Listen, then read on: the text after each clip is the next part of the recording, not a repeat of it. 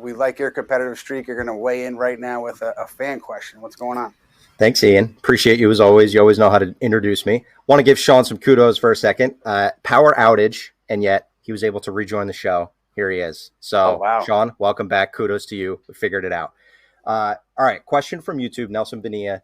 Any chance Deuce gets consideration for most improved player? Will his limited role early in the year keep from consideration? So I don't think Deuce will be anywhere near that conversation, given the likes of Tyrese Maxey, who's a heavy favorite, Scotty Barnes, Kobe White's been great for the Bulls. But let's just take a second to talk about Deuce and what he's done.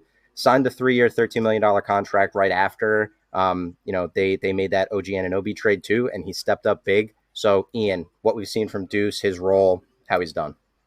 Yeah, I mean, he's been fantastic. I think that Anunoby deal opened up a clear role for him, and he's taken advantage of it. He shot the ball very well. He's brought intensity on the defensive end, as he always does. But he talked, prior to this about he just wanted an opportunity to show what he could do because he had a belief in himself, and his shot's been really good. And he has shown not only the Knicks, but the rest of the league that he can contribute regularly in a rotation, can impact winning. And I know one of his trainers, Jawan Staten, has been working with him all along here on every facet of the game, but particularly the shot and coming off the dribble. And I'm sure Jawan's very happy with how Miles has played of late. But you talk about that 3-year deal. It is worth noting, as always, that he is trade eligible starting on June 30th. So that's just a part of the conversation whenever you talk about Miles McBride. Chris Mannix, national writer, votes, I think, on most awards, if not all awards. Where would you put Miles in your Sixth Man of the Year rankings? I don't think he's on your board, but I guess who is on your board?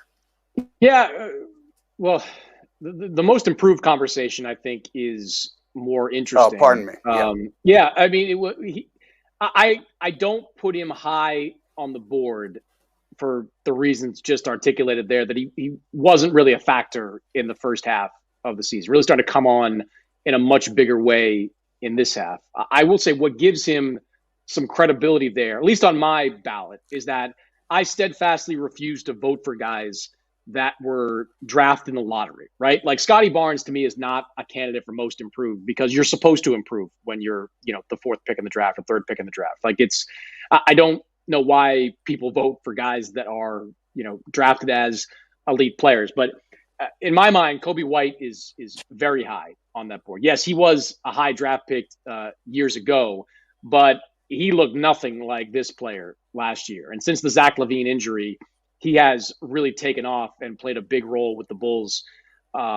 His numbers just spiking across the board. So he'd be pretty high on my ballot. For half season awards, if we're just talking second half, I'd put McBride in that mix. But in terms of total overall seasons, I don't think he's in that top 5.